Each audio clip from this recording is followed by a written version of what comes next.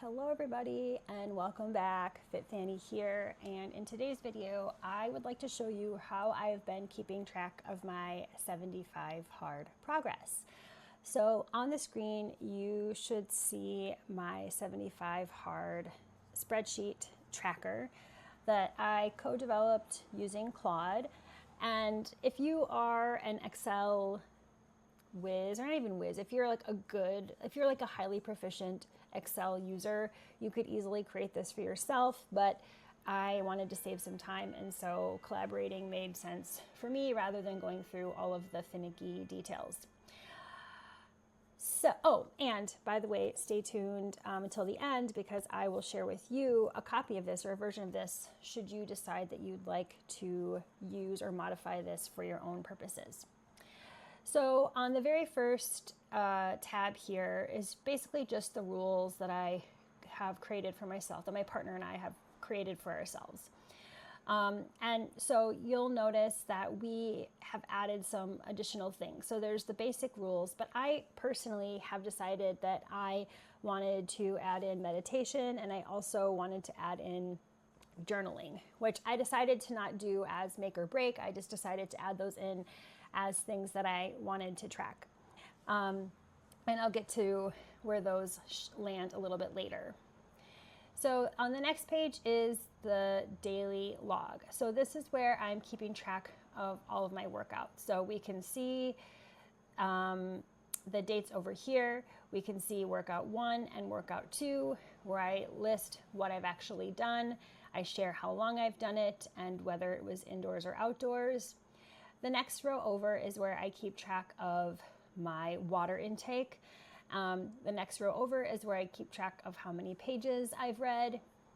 And here's where I indicate whether I've stayed on my nutritional plan, whether I've been avoiding snacking, whether I've been taking a picture. And then here are those added 2 lines that I've decided are optional. So basically from here all the way over to taking a picture, these are required.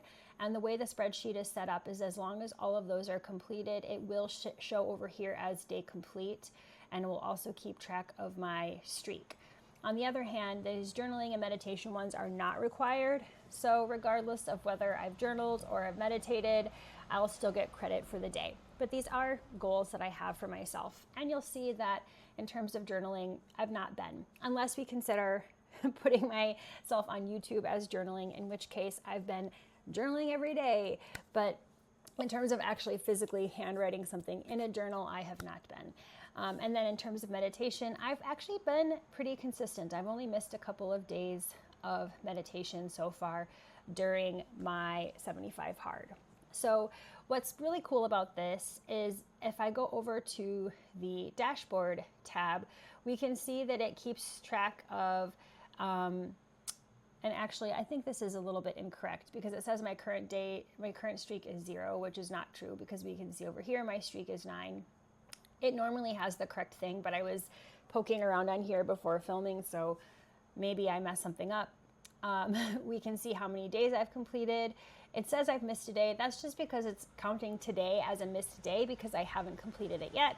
We can see how many pages I've averaged in a day, and this is a little bit inflated because the very first day I read an entire book that was very small and 111 pages, but you know what? I put it anyway because that's how many pages it was.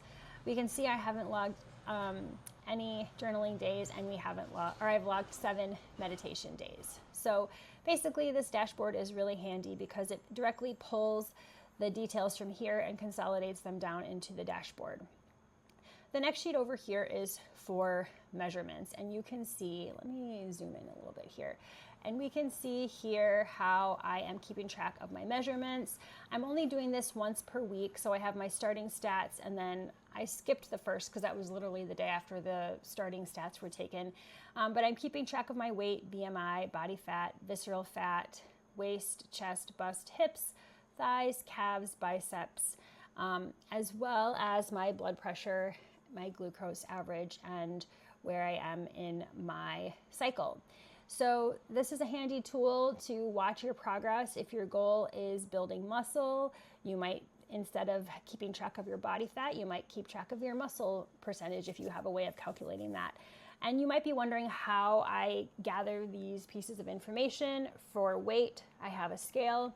For BMI, I use an online BMI calculator. And I know BMI is not that great of a tool, yada, yada. I get it, but it's still a measurement that is interesting to observe. And if I'm going through this and my weight is dropping and my BMI is increasing, well, or actually, I guess that wouldn't make sense. If my BMI is increasing, but my body fat percentage is decreasing and my muscle is increasing, it's still interesting information to see how my body is changing. In terms of body fat percentage and visceral fat, I have a SMART scale. It's not perfectly accurate, but it's good enough. And is my body fat percentage actually these numbers? I don't actually believe that these numbers are accurate, but I hope that they are, what's the right word? I hope that they are consistently inaccurate. And so if I'm seeing a decrease in body fat, that it shows overall a decrease in body fat, although I'm sure my body fat percentage is actually probably more accurately in the 20-something range. And all of these other measurements are also just helpful. If your goal is to gain muscle mass, or if your goal is to lose, to shrink in certain areas, then this is a tool for you to observe that. One tab that I have on mine that you won't have on yours, or that you wouldn't necessarily have on yours, is this training plan.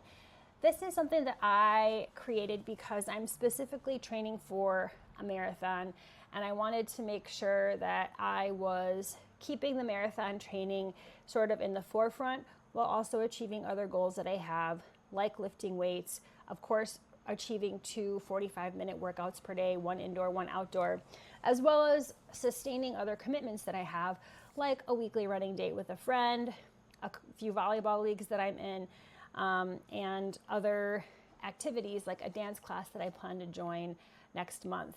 So I mapped this all out. So far, I haven't been 100% accurate. There have been some times where I decided to delay a weightlifting for another day in favor of doing a more restorative walking sort of workout.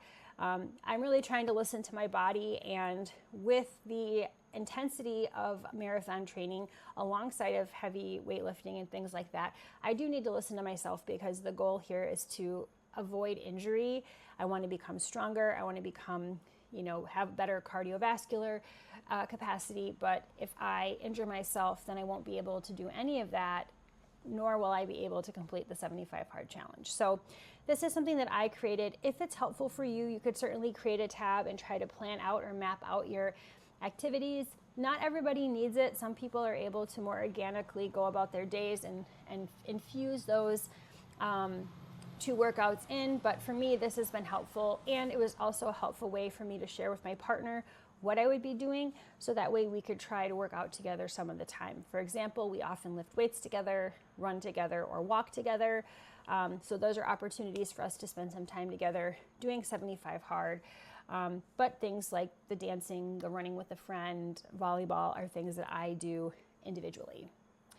And then lastly, we have progress photos. So this space here is a place for me to drop my progress photos as I go. And that way I have a place to store them rather than having to scroll through my phone, because I have a lot of cat pictures that I take every day.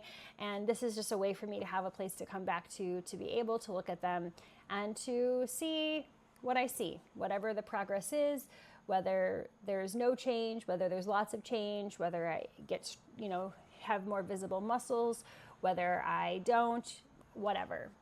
So that is my 75 hard tracker personally. I've also sort of stripped down the version that I have to create one that is usable for anyone. So if you're interested in accessing this, I will share a link in the description where you can access this form.